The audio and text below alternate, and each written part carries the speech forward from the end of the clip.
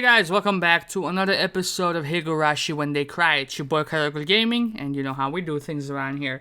Last episode, Rena received the scrapbook of Mio-san, so today, I'm assuming in this episode, we will be able to explore the contents of said scrapbook. Let's get into it, shall we?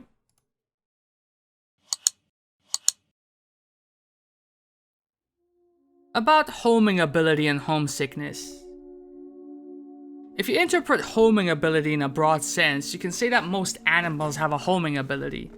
It's the same with humans. We like to sleep, rest, and eat at a place where we feel comfortable, namely, our homes. Your home is to you what nests are to animals. Therefore, we can say that humans have a homing ability as well. First of all, why do animals need nests? The answer is the same as for humans.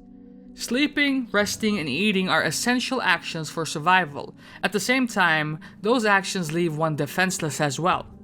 That's why you need a safe area where you can be defenseless. Everybody knows that not having this safe area results in a high level of stress. When you move an animal to a new environment, it naturally becomes stressed. When you force a person to live in a foreign land where they aren't comfortable, they become greatly stressed as well. Everybody also knows that this kind of stress is called homesickness.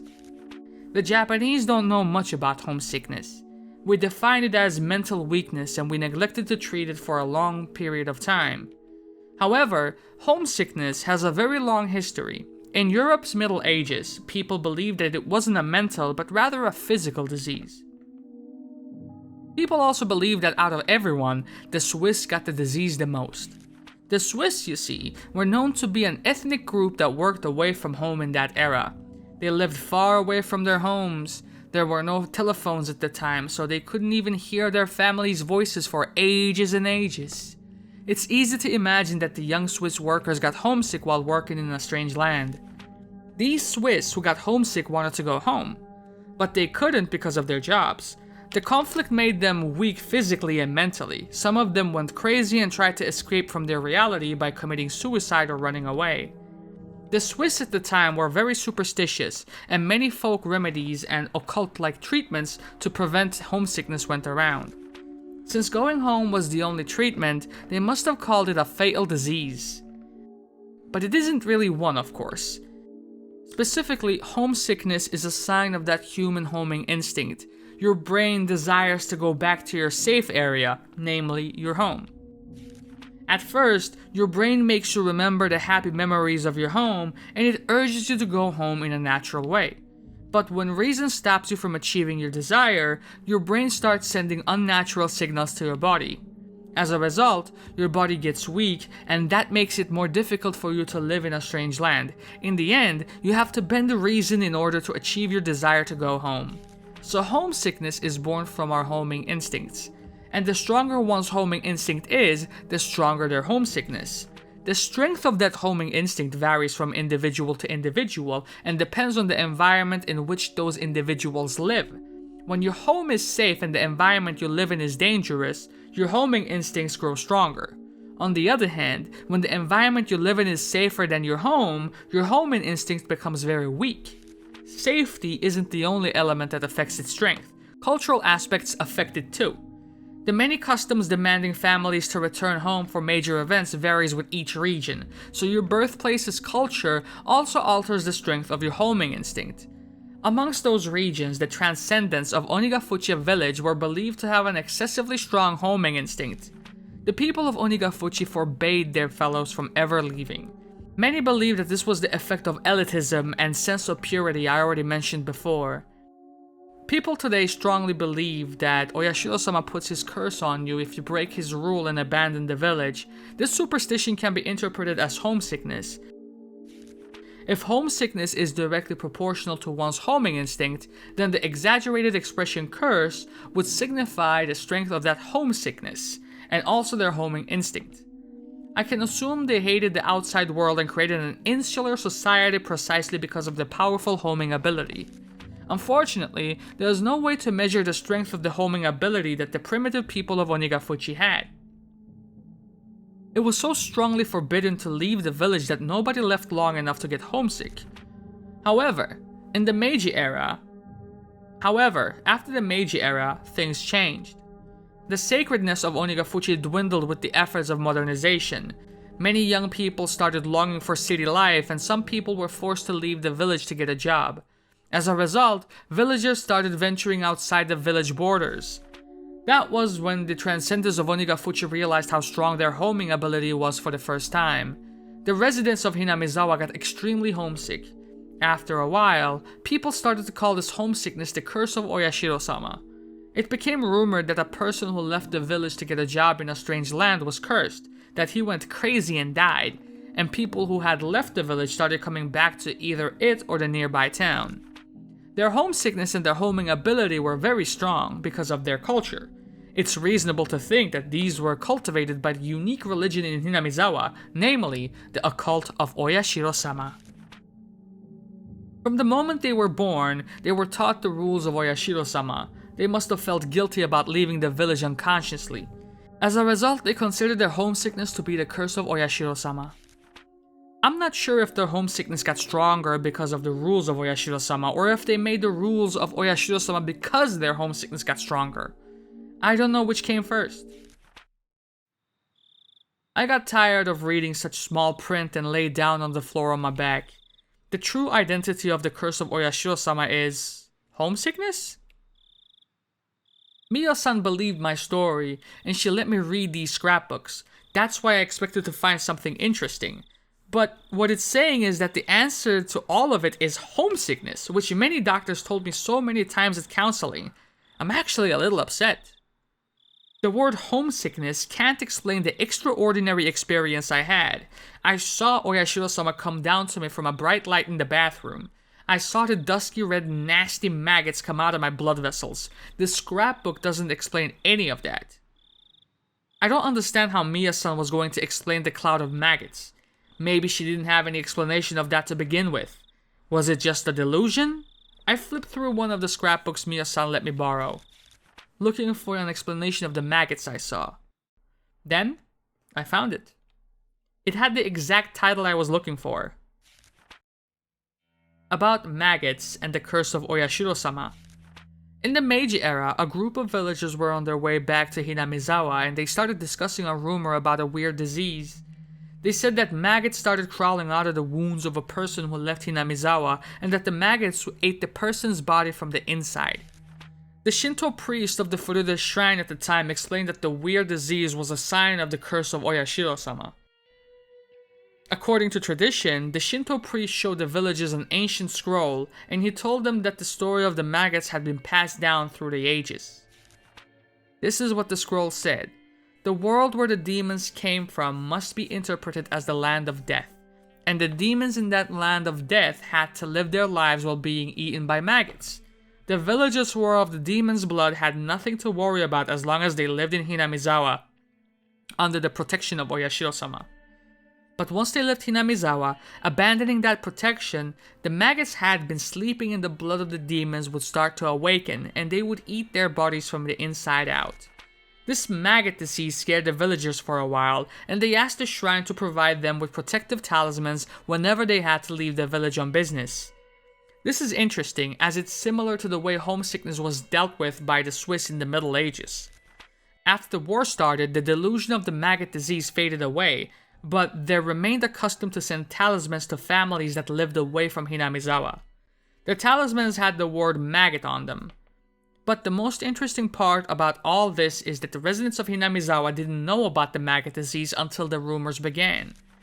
I had thought that their unconscious worship made those people think homesickness as a curse. So this case of previously unknown maggot disease directly contradicted the research I had done so far.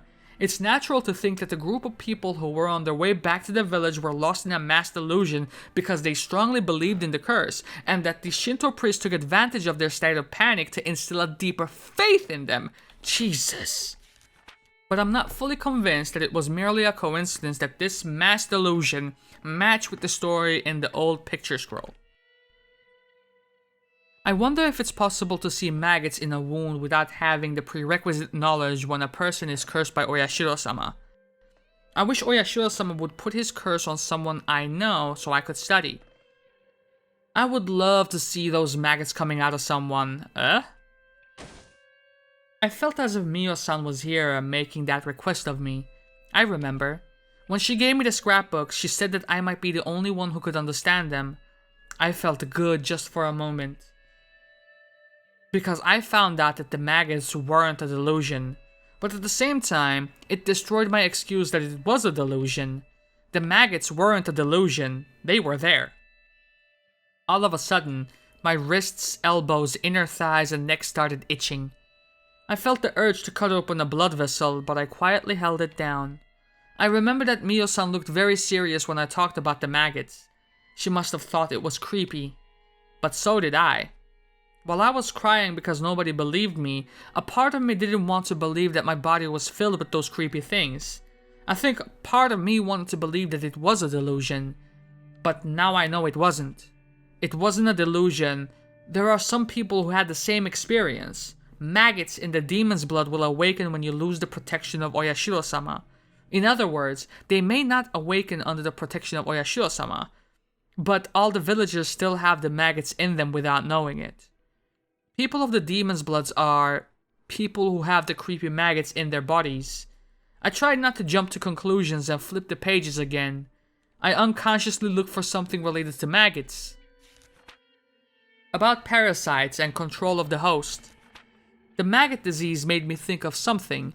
Is it possible to say that the extremely strong homesickness of Hinamizawa was an infectious disease caused by some kind of parasite? I'm not trying to connect the maggots they saw with parasites. I'm trying to think about the possibility that their culture, their religion, might be associated with an infectious disease. Many infectious diseases are caused unintentionally by parasites. A parasite's host is literally its home. It wants to live within the host's body for as long as it can. The best way to do that is to coexist with the host without the host knowing it. But some parasites try to control their hosts and use them for prosperity. For example, some parasites have an ability to control their host, in order to force them to be eaten by a superior host. A typical example is the Dicrocoelium dendritic. It uses snails or ants as intermediate hosts, and it forces them to move to the upper side of vegetation so it's easier for a superior host to consume it. What the fuck were you trying to say to me? Dicrocoelium dendriticum? Bro, it's like a fucking Harry Potter spell. What the fuck are you talking about? One parasite that controls more complicated animals is called Toxoplasma gondii. It's like two different Pokemon. It uses mice as intermediate hosts, with superior hosts being cats. This parasite makes a mouse lose its fear of cats in order to increase its chance of getting eaten, so the parasite can live within a cat instead. There are parasites that choose hosts at random, of course. The Rabies Virus is commonly known for that. It lives and breathes in the brain of a host, and it moves into the host's saliva through the salivary glands. It makes the host turn extremely aggressive in order to make it bite things randomly, so that it in turn can move into other hosts through the saliva. That's what rabies does. Thanks. Many parasites have a similar ability to control the host to their benefit. The examples I used above are about parasites that move into other hosts to prosper. But I think there must be some kind of other parasite that controls its host in order to have a comfortable environment in which to live. I want to try to connect this theory to the abnormal homing ability and homesickness of the Onigafuchi residents. Let's say there is some kind of parasite that exists in Hinamizawa, right? And it lives within all of the villagers' bodies. For the parasite, Hinamizawa is the most comfortable environment to live in. So it gives the host a strong homing ability in order to make them stay in Hinamizawa. Furthermore, it causes the host to get homesick whenever they ignore this homing ability and try to leave. Parasites need hosts in which to live. It's convenient for them if their hosts build a community in the environment where it feels comfortable. This theory makes it easier for me to explain the mysteries I described earlier. The Transcendents of Onigafuchi knew about the existence of this parasite. They knew that, as hosts to the parasites, they couldn't live outside the village. That's why they created a culture and rules that prohibited contact with the outside world. It also explains why people acted so abnormal during the dam conflict. So, the demons that came out of the swamp in the legend of Oyashiro-Sama can be interpreted as the mass spread of the parasite. The story about the demons attacking the villagers must be a metaphor for the behavior of the infected villagers who were controlled by the parasite. This theory is too crazy. I should have just laughed about it. But I felt bad for Mio-san, so I decided not to. Hinamizawa is controlled by a parasite? You could use that theory to explain how the maggots came out of me.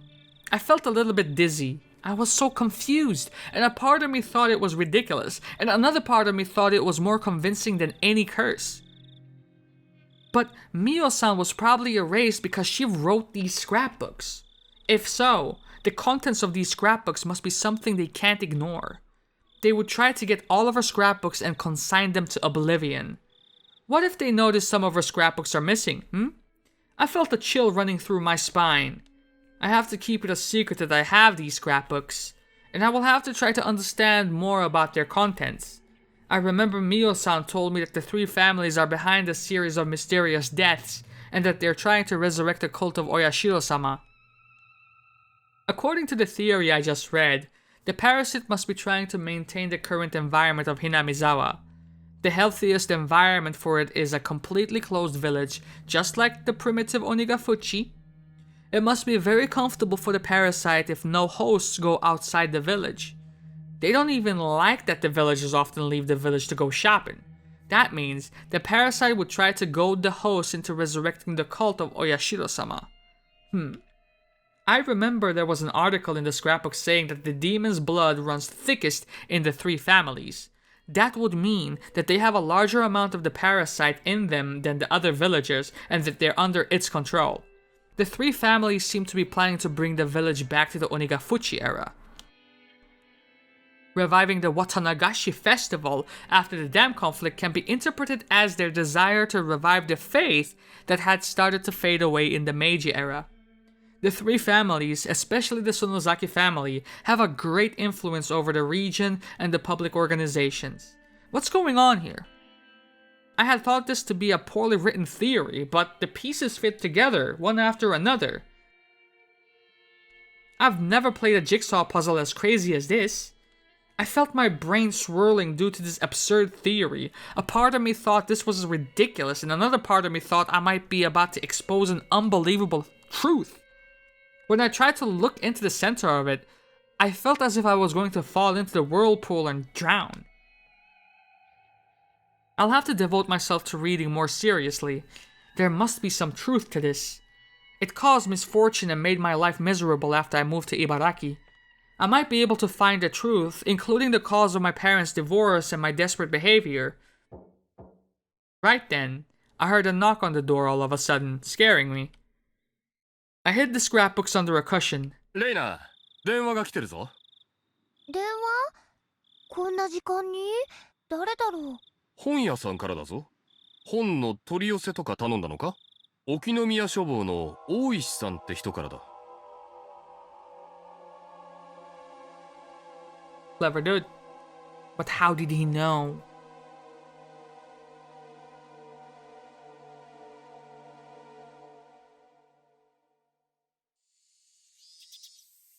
I opened the windows, but all they let in was heat and the cries of the cicadas. 暑いな。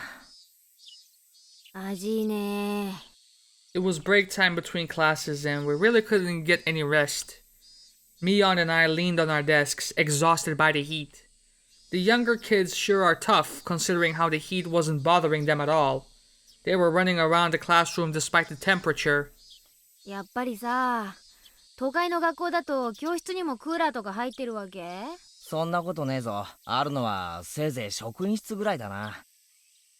うわぁ、それは羨ましいね。生徒みんなで職員室を襲って占拠とかしないの？その辺の発想が実にミオン臭い。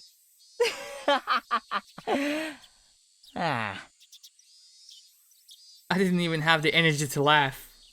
Mion and I stopped talking and used our notebooks as to fan ourselves. I looked at the empty seat nearby. It was Rena's. Rena didn't come to school that day. She called and told Chie-sensei she couldn't come because she's sick.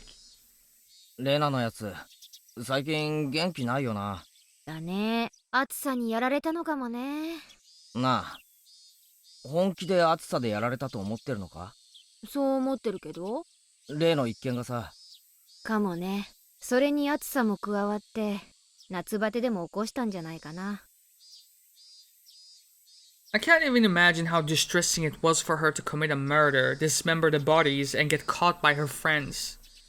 We took each other's hands at that place and we united. All of us believed that we had closed the case there and regained our peace. But was that as easy for Rena as it was for us? She must have not quite recovered yet. おじさんはみんなで楽しく遊んでればそのうちそこまで心の傷が浅くなかったってことかな。こういう時さ、どうしたらレナを元気づけられるかな？多分ほっとくのが一番じゃないかな。おいおい、そんなのでいいのかよ。俺たち仲間だろ？ほら、ホームシックってあるじゃない？あれもね、ちょっと寂しいからって言って実家に電話なんかかけちゃうと一気に発症しちゃうらしいよ。寂しい時はぐっと耐えて、例えばスポーツにでも打ち込んで気分転換を図るのが一番なんだってさ。気分転換させてやりたくても、あいつ最近部活に加わらないし。レナはどうか知らないけどさ、人には甘えたい欲ってのがあるんだよ。そばに支えてくれる人や同情してくれる人がいると甘えたくなる欲、慰めてくれる人が現れるとさ、際限なく甘えちゃうことってない？どうだろうな。際限なく甘えるってことは相手の同情をより深く得ようとするってこと。そうするとケイちゃんは慰めてるつもりなのに相手はどんどん落ち込んでいっちゃうことがあるんだよね。慰められて甘えられる、これに味を占めると不幸に酔うのが癖になる。レナもその辺分かってるからわざと一人になろうとしてるんじゃない？慰めや甘えが目的だったら私たちのそばにいて涙を流せば済むわけだし。じゃあ落ち込んでるレナをどう励ませばいいんだよ。Give her some time. 女の心情としては辛さを励ましてくれるより忘れさせてくれる方が嬉しいね。慰めるな、励ますな。なんだよ、お手上げじゃないかよ。慰めるな励ますなは心理カウンセラーの鉄則だって知ってる？結局心の傷ってのは自分で治すようにできてる。周りの人が治したとしてもそれは本当の完治じゃない。だからレナが自分で元気になるのを私たちは見守るしかないんだよ。理屈じゃ理解できるが、なんだか薄情な気がして好きになれねえな。I clasped my hands behind the back of my head and looked at the ceiling. Mion laughed. それだけレナのことを心配してくれるケイちゃんが身近にいるなら立ち直れるよ。近くにいるだけでか？うさんくさいな。圭一にだってできることがありますですよ。Rika-chan spoke up. I wonder how long she had been listening to our conversation. 俺にもできることがあるのか？レナが話したいと思った時や打ち明けたいと思った時に静かに聞いてあげることなのです。聞くだけでいいのか？励まさなくていいのかよ。ケイちゃん、打ち明けるだけで心が軽くなるもんだよ。静かに耳を傾けるのが何よりも嬉しい時ってある。ミーの言う通りなのですよ。レナが話したいと思った時、いつでも話しかけられる場所にいてあげるのもきっと仲間として大切なことなのだと思いますです。 Mion and Rika-chan were absolutely right. I was going to pat Rena on her shoulder and tell her to cheer up when I saw her next, but now I know that would have been one-sided on my part. Rena doesn't want to feel down herself. She wants to cheer up if at all possible. If I cheered her up irresponsibly, she would be very disappointed because she would think that I didn't understand her pain. そうだな。俺ちょっと人の心ってやつを理解しようとしてなかったな。レナを励ましたいのは俺の欲求であってレナの求めることじゃない。ありがとな。俺ひょっとすると今日まで何か勘違いをしてたかもしれないぜ。On that day, I thought I cheered her up, but I start to doubt if I had reached her heart. I might have just been dragging her someplace where I wanted her to go. I wasn't on her side in the real sense of the term. All of a sudden, Rika-chan patted my head. 圭一は一番のレナの味方ですよ。それは疑わなくて大丈夫なのです。俺、また考え事を口に出しちまってたのか。レナの心には届いてるよ。ケイちゃんはあの日、とても強い力をレナに与えたんだからさ。いやー、でもさ、よくよく思い出すとすっごい恥ずかしいこと言ってたよね。We heard footsteps from the hallway and everybody started to head back to their desks. お待たせしました。それでは委員長、起立。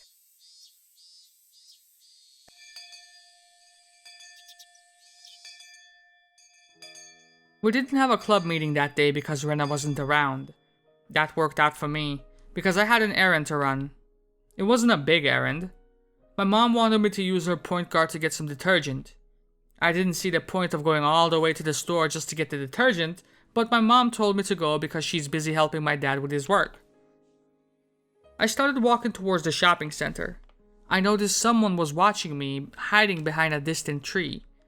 I wonder who would do such a mischievous thing. I stared at them to find out who it was, at which point they emerged. お、レナじゃねえか。Are you feeling better now? I was about to say that, but I swallowed the words. Somehow, Rena looked very serious. どうしたんだ？ Rena put her index finger to her lips, told me to be quiet, looked around carefully, and beckoned for me to come over. I had no idea what was going on, but I followed her instructions, shut my mouth, and ran to her. Rena gestured for me to squat down to hide in the shadow of the bush. I didn't know why I had to do that, but I could ask her the question later. I just followed her orders for now. Rena looked like she was making sure no one was following her. If it was Mion, she would do something like this to fool me as a joke, but I know Rena doesn't do things like this for fun. I had no idea what kind of situation I had gotten myself into, but I could feel how tense it was, and I made myself as small as I could. もういいよ。ごめんね。 The tone of her voice made me relax a little. どうしたってんだよ、一体。多分私、誰かに最近後をつけられているの。なんだって。 Who would follow her? When I thought about it, I realized how stupid the question was. まさか警察かよ。 Rina Mamiya and Teppei Hojo. 2 people disappeared. Even though they were awful human beings, the police had to investigate if they found out they had gone missing. It probably wouldn't be difficult to find out that Rina had often been to Rena's house. But it should be okay. As long as they don't find those bags, it should be okay. 警察なのか警察じゃないのかわからん。綿流しの夜以降、誰かにずっと見られている気がするの。どういうことだよ。 Once I asked that question, Rena stared directly at me with a blank expression. Her eyes looked as though they were evaluating me. She stared at me as if she was assessing whether I was worth talking to about something very important. Rena squeezed her own wrist tightly and then started talking in a whisper. 話してもいいけど、誰にも内緒にできる？ああ、もちろんだぜ。急げ！レナがそうしろってんなら、誰にも喋らない。圭一くんなら信用できるよ。 She smiled and looked around one more time.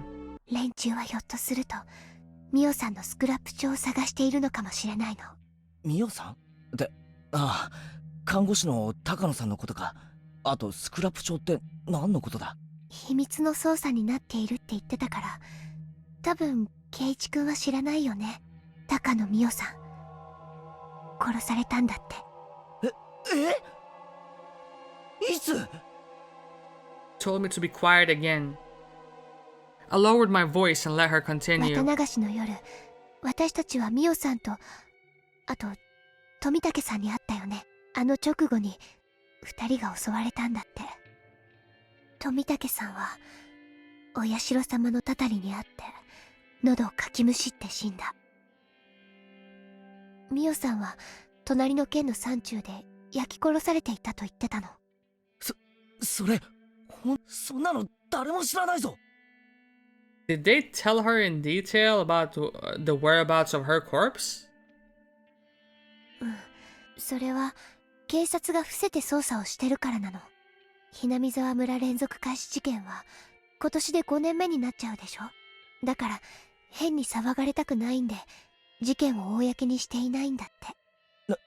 秘密捜査なのは分かったが、レナはそんな話どこで聞いたんだよ。内緒だよ。私実は大石っていう沖宮署の刑事さんと連絡を取り合っているの。その人に教えてもらった。どうして大石って人がレナに？さあ、ちょっとそこはわからない。彼が言うには私なら信用できそうだからって言うんだけどね。Yeah, because that's how that works. I was dumbfounded to hear all this, but I knew she wasn't lying. If it was Mion, she would be sticking her tongue out by now, but Rena wouldn't make a joke out of something like this. ミオさんが殺された理由は多分彼女の研究のせいだと思うの。ミオさんがこの村の歴史とか民族学とかそういうのを熱心に調べてたってのは知っている？なんとなくは聞いたことある。Akano-san was interested in the occult and in mysterious things. I remember Mion once told me that she was studying the village's legends of man-eating demons out of curiosity. 彼女は多分その研究の中でこの村に関するある重要な秘密を知ってしまったの。あるいは彼女はそんなにも確信には踏み入ってなかったのかもしれないけど。ちょっと待て、この村の秘密ってなんだよ。私はミオさんのスクラップ帳をほんの数冊借りて読んだだけ。でも彼女が特に大事にしていた秘蔵の数冊だからかなり重要なことが記してあったと思う。だから多分ミオさんが至ろうとしていたことに8割方ぐらいは近づいていると思うの。でもあまりに突拍子もなくて私にはまだ信じられない。ミオさんの想像が正しいかどうか検証してる段階なの。で、なんなんだ秘密を知ると殺されるっていうこの村の秘密ってのは。 I gasped the moment those words left my mouth. If Rena told me, I might get killed too. 圭一君にはまだ全部話したくない。確証が持てたら話すね。だってそれくらいに途方もない。確証ってなんだよ。例えば予備知識のないことは私自らがその存在を検証できているけど、他にもたくさん未検証のことがあるの。 Excuse me? From the perspective of Keiichi? それらを埋めていかないと私ですらにわかには信じられない。 Maggots? I was totally lost now, and I wanted to ask her some questions, but I decided not to cut in. It was so fucking hot outside. But Rena held her arms as if she was cold. レナ、俺はいつだってお前の味方なんだからな。俺だけは信用してくれて構わない。ありがとう。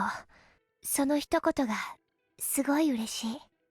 From her expression alone, I could tell that she really meant it. I could also tell that she was involved in something very big, and that she felt lonely because she couldn't tell anybody else about it. I had to be on her side while she was going through such a difficult time. 私とね、今日ここで出会ったことは内緒にした方がいいと思うの。 Gotcha. 私と接触があったことが知られたら。わかった。俺に何か協力できることはないのかよ。今はない。でも協力をお願いできることが分かっただけで今の私には心強いよ。 Well played, bro.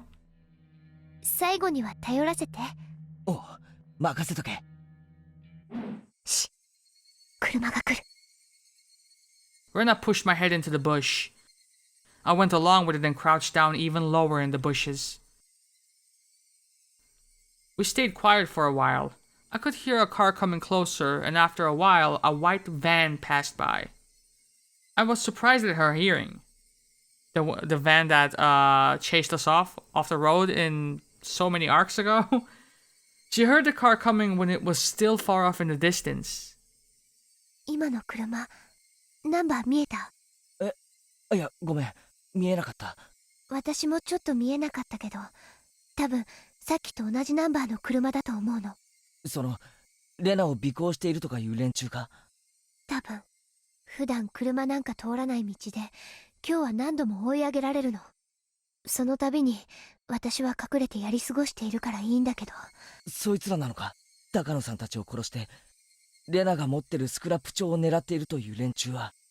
That van is the key to everything. We need to figure out what's in the van, who's driving the van, where does it park at night, all that. 多分 I don't blame her for not being able to believe what's going on, because this is really crazy. Takano-san uncovered something really significant through her studies. The people who want that information hidden found out about it, and they killed her on the night of Watanagashi, copying the curse of Oyashiro-Sama. They're looking for the scrapbooks, the fruits of her research, and Rena has them. That's why. They're trying to kill Rena? Is that why? じゃあレナの家が危ないってことはないのか？大丈夫。スクラップ帳はゴミ山の私の隠れ家に隠してある。 Don't say it out loud, just say at a safe location. お父さんが不安だけど、何も知らないからこそ何も危害が及ばないかもしれない。圭一くんが言わなくても顔に書いてあるよ。突拍子もない話でとても信じられない。I wanted to deny it, but I felt bad to lie, so I remained silent in the affirmative. それが当然の反応。私だってミオさんのスクラップ帳を読み始めた最初はなんだこりゃって思って全然信じられなかったもの。すべてに目を通してようやく何かの筋が見えてきたんだもん。すまん。もちろんレナの味方になりたいのは本心だ。でも話が全然見えないんでどう助けてやればいいかわかんないんだ。話せば圭一くんの身にも危険が降りかかるよ。We're friends, right to die together, yeah, I mean? レナにはすでに降りかかってるんだろ？ならおあいこだぜ。気にするな。わかった。話す。多分ミオさんたちを殺したのはもっとはっきり言ってしまえばみーちゃんの家である。どうして？圭一くんも過去の連続開始事件は知ってるよね。ああ、ダム戦争の時の村の旧敵ばかりが毎年犠牲になっていくっていうあれだろ？この連続開始事件はダム戦争の生産のようなものなの。村の裏切り者を片付けることによって本当の意味でダム戦争を終わらせようとする。確かにそう見えないことはないよな。誰もがはっきりと口にはしないがうすうすと園崎家の仕業だと疑ってるみたいな話は聞いたことあるぜ。でも裏切り者を制裁するなら別に綿流しの場にこだわらなくてもいいんじゃない？毎年たたりで一人鬼隠しで一人なんてスローペースで殺す必要はない。そうでしょ？ I've never even heard the words demoning away before, but Rena clearly thought they have some kind of creepy significant meaning, so I decided not to cut in. つまりこれらの連続開始事件は綿流しの祭りに神聖性を取り戻そうとする意志があるの。もっと踏み込んで言うと明治以降に失われた鬼ヶ淵村の神聖性を取り戻すための段階的イベント。彼らは最終的には太古の昔にそうだったような原理的なお社様信仰を復活させることを目的としている。お社様信仰？古出神社のことか？そう、古出神社って崇められていると思う？お年寄りの人は敬っているけど子供たちは境内を遊び場くらいにしか思ってないし、その神聖性は失われている。それがダム戦争をきっかけに蘇ったの。彼らはそれをお社様信仰を復活させるいい機会だと捉えた。ってことはつまりお社様信仰の信者たちが裏で暗躍しているってことか？そういうこと。そもそもお社様信仰は御三家によって管理されていた。だから御三家には現代にも脈々とお社様信仰を復活させなければならないというそれを思えば御三家がダム戦争中に村を一丸にまとめたり、廃れかけていたお社様を引き合いに出し、古出神社にわざわざ同盟事務所を設けた理由も透けて見えてくる。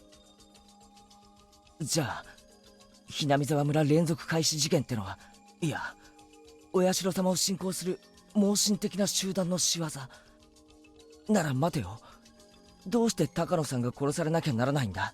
それは御三家が鬼ヶ淵村と呼ばれた太古からずっと隠してきたこの村のある重大な秘密に関係があるの。それを暴かれるとお社様という神の神聖性が失われる。だから彼らはミオさんの研究が確信に近づいたことを知り消したの。その重大な秘密ってのは何なんだ？それを知ると俺も狙われるってんだろうけど、上等だぜ。だからそれはまだ言いたくない。私自身が10割の確証を得るまで言いたくない。多分今ここで話しても圭一君は耐えきれなくなって笑い出してしまうに違いないもの。I don't think he's in a laughing mood right now. おいおい、俺がそんな奴に見えるかよ。もう少し時間が欲しいの。あまりの事実に私ですら受け入れきれていないの。だからもう少し時間を欲しいの。お願い。わかった。今日ここで話したことは誰にも喋っちゃダメだよ。みーちゃんとリカちゃん、もちろんさとこちゃんにもダメ。わかったよ。じゃあ圭一君、私はもう少し辺りを伺ってから行く。用心に過ぎるということはないからね。Rena ducked low in the bushes and moved away. I was left alone there. The cries of the cicadas surrounded around me, making it seem as if I was alone there the whole time. I started walking, still dumbfounded. In the end, Rena didn't tell me the secret because she was afraid of putting me in danger, but she told me clearly that there are people who want to resurrect the cult of Oyashiro-Sama, and that they're among the 3 families that control the entire village. They orchestrated the series of mysterious deaths for that purpose, and they killed Takano-san because she got too close to the secret they wanted to hide. Rena met Takano-san and happened to obtain the scrapbooks in which Takano-san wrote about her research. Rena still can't believe the secret written in the scrapbooks because it's just too crazy. Hey, come on, Rena. You're fucking kidding me, right? It's like one of those comic book stories. A mysterious occult group is plotting a conspiracy. I mean, it's not even funny even if it's a joke. But Rena is right about one thing. Even if this is true, it's really hard to believe. I understand why Rena wanted to wait to tell me the secret. Maybe she was just fooled by Takano-san, but Takano-san was murdered for real. So is it also true that someone is following Rena, looking for the scrapbooks? I remember, Rena said that a white van was following her. You can see white vans everywhere. I bet there are a lot in this village alone. She might just be oversensitive to everything right now. Rena hasn't recovered from the shock since that day. That's probably why she got the idea into her head that the police or someone else is coming after her. I didn't cut in while she was talking. I think I did the right thing. If I said that it was ridiculous or something to her face, Rena wouldn't have trusted me ever again. At that point, however, I gasped. A white van was parked on the side of the street. I wasn't sure if this was the same car that passed by earlier since I didn't see the plate number, but the number of people in the car and the ambiance of it was similar to the one earlier. The ambiance of it? And there is one other thing that looks suspicious about it. There was no reason to park there. It was on a small road in the middle of the woods. There is nothing around here. No traffic lights, no vending machines, no public phones. I probably wouldn't notice it under ordinary circumstances, but I felt something was wrong. And once I noticed how odd it was definitely suspicious. There were 4 men in work uniforms in the white van. The driver was smoking a cigarette, but the other men were just sitting there doing nothing. If they wanted to take a break or have a smoke, they could have chosen a better place than here. It was possible that they stopped because they had to go to the bathroom really badly, but it didn't seem that way either. They didn't look as comfortable or relaxed like they would have if they were taking a break. They looked like they were waiting for something to happen. There was a deep tension in that car. Could they possibly be waiting for Rena? No way. I didn't see anybody walking around here. This road is a back road. Nobody really uses this road, let alone by car. But, it's impossible. I felt bad for Rena to even think about it, but this must be something that she got into her head because she's feeling victimized or some shit. She must be imagining things because she's still nervous from when her friends caught her in the act of killing Rina and Teppei. Nii-chan. I heard someone say that when I passed by the van. He couldn't mean me. He didn't even know who I was. So I assumed he was talking to one of the other people in the car. I pretended I didn't hear him and I kept walking by. And then, he said it again. And honked the horn as well. 兄ちゃん、すまんね。学校の帰りかいね。He had a strong accent similar to that of the older villagers. He must live here, but I didn't know him. I could tell he didn't know me either because he didn't call me by name. はい、そうですけど。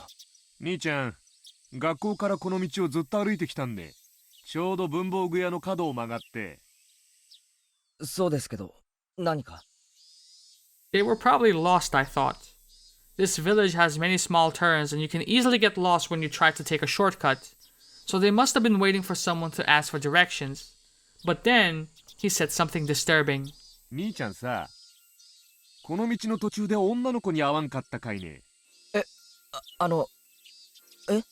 白い帽子に白い服を着た女の子なんよ。紫のリボンもついとん。会わんかったかいね。They were definitely talking about Rena. いえ、会ってないです。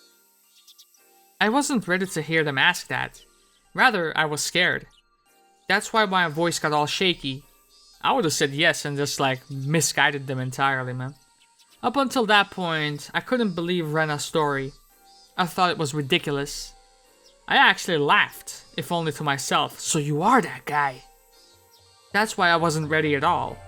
My heart was beating fast and I was sweating all over. I immediately answered, no I didn't, but it might have sounded like an obvious lie. The driver stared into my eyes. He looked like he was trying to figure out if I was lying or not, and my legs started to shake. I felt like a frog under the glare of a snake, and I couldn't move a muscle for a while. But I think the same went for those men too. They were clearly a suspicious group, and they had just asked a villager about a girl out of the blue. Anybody would get suspicious, and I was right. The man broke the ice and started making excuses before I even asked him why he wanted to know about the girl. ああ、そんな深い意味はないんね。Well, that clears it up. Have a good day, mate. さっき女の子を追い抜いたのによ。来たのが男の子だったから。Wait, did you just... あれと思っただけなんで。Are you assuming fucking genders? そうですか。忘れてえな。ごめんな、兄ちゃん。うちらもう行くんて。The man started the engine and drove away. After they left, I saw nothing. Okay, but you need to start describing what the fuck they look like, license plate numbers, all that. That's right, nothing. There was no reason why they had to park here. So, were they really waiting for Rena? Nah, we're going van hunting, bro. You need to take notes, alright?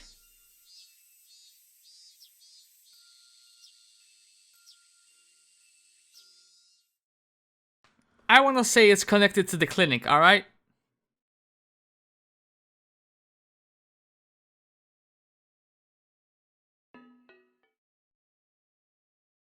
Furthermore, it's important that we closely monitor her father.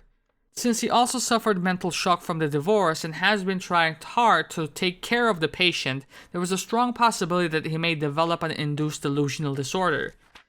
As the first step of mental care, one should listen to the patient's story carefully without denying it. That's the most basic of basics. However, when the patient and the listener are related, it's easy for the listener to become deeply influenced by the patient's delusions. Additionally, delusional parasitosis is widely known to make people highly impressionable, and the influence sometimes can spread throughout a whole community.